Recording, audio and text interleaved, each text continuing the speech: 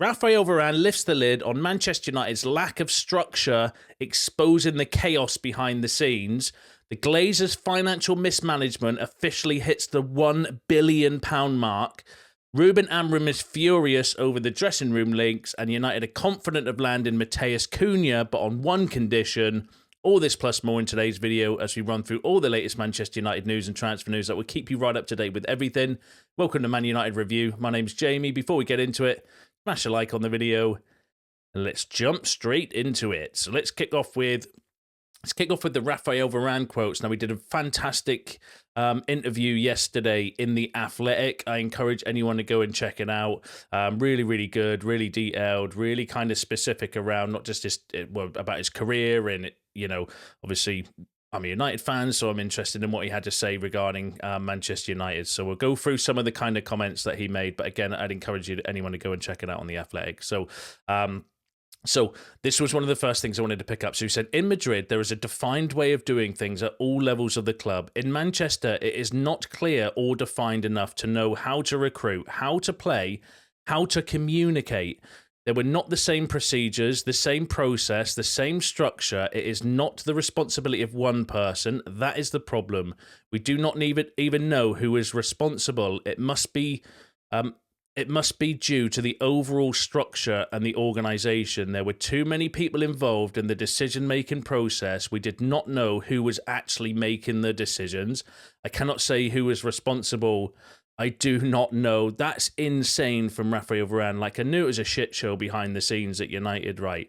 But for Varane to actually come out and say, we don't know who was in charge or who was responsible for things, just kind of shows, like, what an absolute circus it is behind the scenes. And you know the kind of phrase, too many cooks spoiling the broth?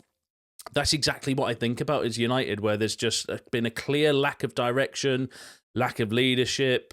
And that was one of my kind of, one of the things I was supporting Ten Hag with the fact that he's had no structure above him. So no wonder you get like a complete mismatch of, squad selection and, well, not squad selection, transfer selection and all of this kind of stuff. It's absolutely insane to me that Varane's come out and saying we don't actually know who was in charge or who was to blame for any of the things going on because there was no direction and no structure behind the scenes. Insane. He also, when asked specifically about Ten Hag, he said he wanted to gain respect through fear. Perhaps he always needed an example of a player who was alone the entire time he was at Manchester. He did that with at least one important player in the team who was always in conflict with certain leaders of the group. That was his way of managing. And he went on to kind of say that he actually fell out with Ten Hag as well. If you remember, he was dropped for I'm sure it's the Derby game, the City game, where he played Johnny Evans instead of Raphael Varane. Then we never saw Varane again for a few weeks. And he kind of mentions that in the piece as well. Again, I'm not going to go through all the quotes because it was quite a long article, but kind of confirming that Ten Hag almost ruled through fear. And obviously ultimately lost his kind of job, lost the dressing room and so on and so forth regarding that. He said that at Madrid, you can see that there has been a framework for years. One player comes, another goes, but there was always a solid base. When you sign a young, talented players, they have to learn before they can play. It gives them time to develop. When I arrived at the age of 18, I had no responsibilities in the dressing room and I was just there to learn. At United, they can sign a very expensive young player and play him immediately with all the responsibility that entails in an extremely difficult league. He immediately has a huge weight on his shoulders, and I think that's a kind of important thing. I'm guilty of this myself, where Raphael Varane raises a very valid point around bringing in these young players, but just throwing them in the deep end in the first team, expecting them to be brilliant and expecting them to shoulder, the responsibility of everything on the pitch and stuff at a very young age. And Varane obviously made it very clear there that at Real Madrid, you do not get that because they always have like leaders there, Ramos, Ronaldo, Modric, Cruz, do you know what I mean, over the years, Casemiro, all these kind of players where they would shoulder the responsibility. So when a young player comes through, they don't have to, there's no expectation on them. Whereas United, like for Mainu, Højlund, Garnacho, for example, you're thrust straight into the first team and you're expected to be brilliant immediately. And if you're not, you're criticised. And then, how damaging is that for your career? So I think it's worth kind of, taking a step back sometimes and being not less critical because, players need to be criticised as part of being a fan. We're all critical of the players and style of play and managers and stuff, right? That's just that's just the way football is, and that's part of being a fan. But sometimes a bit of perspective I think is needed. So I thought that was a good kind of interesting comment from Varane, but basically confirmed what most of us already knew. United have lacked any real structure for years. Too many people making decisions, no direction. Constant instability is what I would say. It's no wonder that we've had so many poor signings, so many managers struggle. Compare that to Madrid, where everything's well organized, and you can see the difference. And I suppose can INEOS really fix this? That's going to be the kind of key ingredient. That's what they need to fix: the structure, the direction. Everyone pointing in the same direction. Ownership of the issues as well. Do you know what I mean? If the recruitment's bad, okay, well, who's in charge of recruitment? This person. Okay, well, that's the kind of, whereas at United, it's just been a complete kind of circus behind the scenes. And that's what INEOS need to kind of fix. But let me know what you think about that in the comments. Now, as if that wasn't bad enough, so the interest payments on the Glazers' acquisition of Manchester United have now exceeded £1 billion, with the club's overall debt standing at £731 million, in addition to more than £300 million owed in transfer fees. If INEOS hadn't provided an £80 million cash boost, United's cash reserve would have dwindled to just £15 million. That is insane. So £1 billion we've spent just on interest payments for having the pleasure of the Glazers owning Manchester United. That is literally money that you could have just drew out the bank and just set on fire, because it adds absolutely zero value to Manchester United, but it's money that's coming out of the club. So we might as well every day, be withdrawing cash and just burning it in the street, because it adds absolutely zero value. £1 billion. That is insane money. Think of what we could have done with £1 billion extra at the club: transfer fees, stadium, training facilities, the women's team, the youth team. There's literally countless things you could do extra at United with an extra £1 billion over the last few years. But instead, we've literally just, wiped our ass with it and flushed it down the toilet, because it adds zero value, yet it's coming out of the club just for the pleasure of having the Glazers own us. That is insane. Club remains £1 billion in debt gross. Future transfer fees plus revolving credit facilities scandalous. That came from Laurie Whitwell. Manchester United's biggest scale of financial waste lies in the interest costs of the Glazers family's leverage buyout, now over £1 billion, and the incredibly poor football decisions which have continued under INEOS's charge. That came from Melissa Reddy and Laurie Whitwell, good sources. Chris Wheeler said revealed the cost of sacking Erik ten Hag, which I'll share some thoughts on in a second. But he said that Manchester United confirmed that the departure of Erik ten Hag and his backroom staff cost them £14.5 million. The £14.5 million also includes the £4.1 million from the departure of Dan Ashworth. Now, I've heard a lot of people kind of, saying that that's, obviously it's a lot of money and it's a mistake and all of this kind of stuff, right? And that could have been a player in January, but you've got to remember that even if we sack Ten Hag in July, August, September, October, November, December, whenever, we would have still had to pay that. He was under contract already. It's not like his contract ran down and he was out of contract and then INEOS gave him a new contract and then sacked him later. Then yes, that would be wasteful. But Ten Hag already had a contract. So whether we sacked him, we couldn't sack him in June last year because that would have affected 23-24's PSR, so we didn't have the money to do that at the end of that financial year. So when July kicks in and it's the new kind of football financial year, we still would have had to have paid, to sack him in July. So I don't go along with the narrative that this would have been a player or anything. We'd have had to have paid that fee regardless.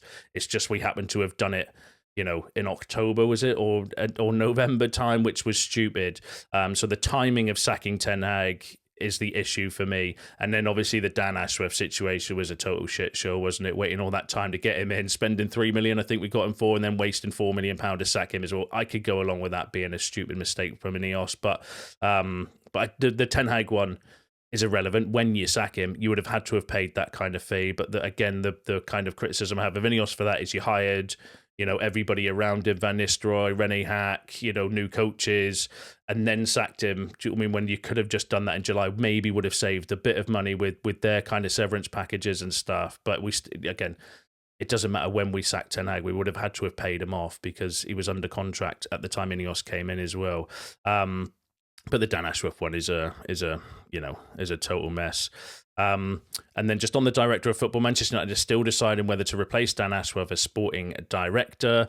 INEOS have entered into talks with Tottenham Hotspur aimed at making an early exit from their current sponsorship deal due to expire in 2027. I don't know whether you saw that at the weekend. Obviously, we had a bench full of kids because we've got no senior players available through injury and the lack of, the kind of shrinking down of our squad. And then not only that, to rub salt into the wounds, INEOS are sponsoring Tottenham. Their name's all over Tottenham's seats as well, which was insane. But apparently they're looking to come out of that deal early. Obviously, that was something that was agreed though before they came to United, just to, not a lot they could do about that. They've already signed a contract, but it wasn't a good look, was it? And then Manchester United have stepped up their pursuit of leaks and moles, and one source who was leaking the United team said Ruben Amorim lost his shit, so I have to lie low for a bit. Like, whoever that is, I just want to say is an absolute piece of shit. I've got to lay low for a bit, as if, like, he's making fun of it and stuff. Do you know what I mean? Like, whoever's leaking the team news and stuff, like, especially to come out with that, if that's true, from the Daily Mail and Chris Wheeler, then, what a piece of shit. But overall, I just think it's insanely scandalous that United have paid over £1 billion just in interest payments because of the Glazers leveraged buyout. That's money, as I mentioned, could have gone into the squad, the stadium, the training ground, literally anything, but just nowhere, just to the banks. Just literally, that's just money that's gone to the banks, and so we're making huge profits for the bank. Thanks, Glazers. And INEOS have got a massive job on their hands to undo all that damage, and it just shows how kind of deep those two stories, the problems run, the Varane situation, and obviously the financial situation as well. But can they turn it around? Who knows? Let me know in the comments what you think. Obviously they're not doing the popular decisions. I get that there's a reason why they're doing those decisions though as well. And again, I'd encourage anyone to watch the Muppeteers videos on PSR, which will kind of explain the financial situation quite well. But yeah, it's just another kick between the legs, isn't it? Just when you think things couldn't get any better, the Glazers and everyone are like, yeah, hold my beer. I'm just going to start rubbing salt into your wounds now.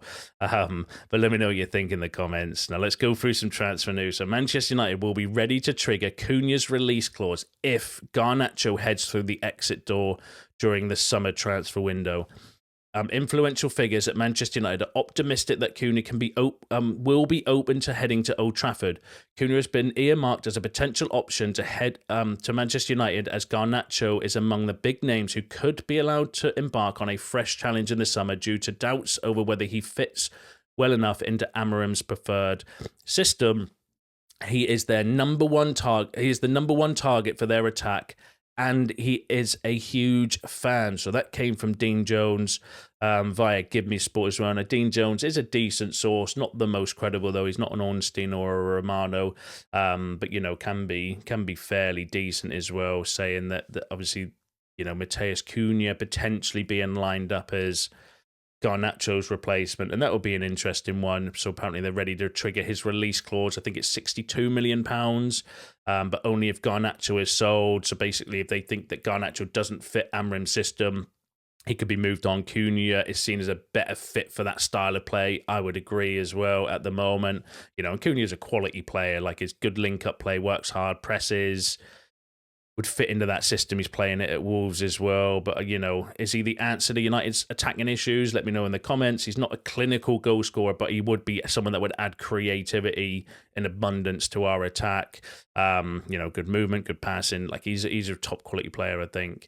But then on the flip side, Garnacho is one of our few exciting attacking players as well. So, moving him on would be a big call as well. But, if United did sell him, and you'd hope they get good money for him as well, and if that gets properly reinvested, then it is what it is.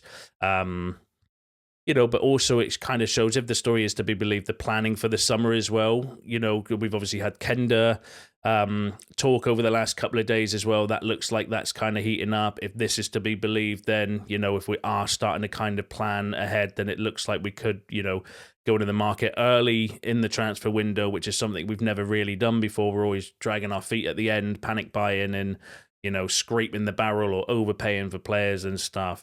Well, let me know what you think in the comments. Do you think Cunha would be the right choice if Garnacho gets sold? And I was thinking this the other day, or last night actually, prepping this video, was around PSR and the finances and stuff, right? And I kind of, think I need to change my mindset around the cost and stuff, because I know some of you in the comments that say we can't afford it and stuff like that as well. I would agree. There's a big kind of outlay, right? But when you think about it, the way PSR works with the monetization, okay, if you're talking £62 million for Cunha, like in my head still, I'm thinking, well, that's £62 million.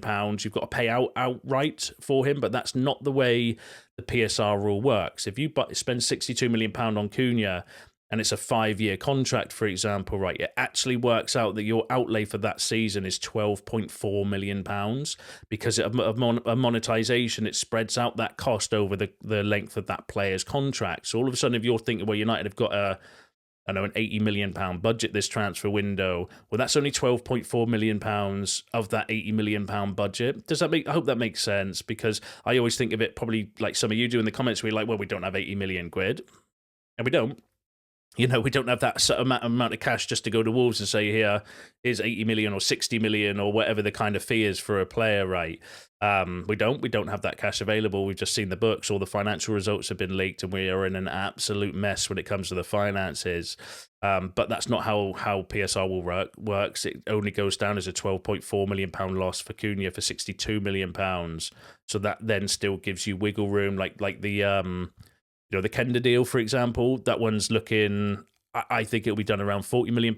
We've had 33, 50, let's say £40 million just for argument's sake, right?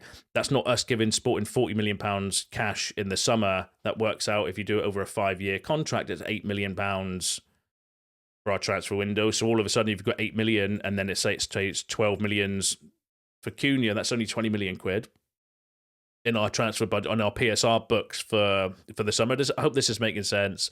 So actually, there might be scope for us to go. Obviously, we're not going to be able to afford like shitloads of that, because our budget is tight, our money is tight. We've just talked about spending £1 billion just on interest. I mean, it would be nice if that interest pissed off, and we could have like a bit of extra money into the club. That would be the dream. But there's a report actually, or a clip doing the rounds on social media regarding the Glazers, where he's being followed by a Sky Sports journalist in America, and he asked him directly, are you planning to sell United? And he said no, and then scurried off like the rat that he is, and went to hide, or apparently going to see the president. That must be nice. Do you know what I mean? While you're in charge of a sinking ship at United.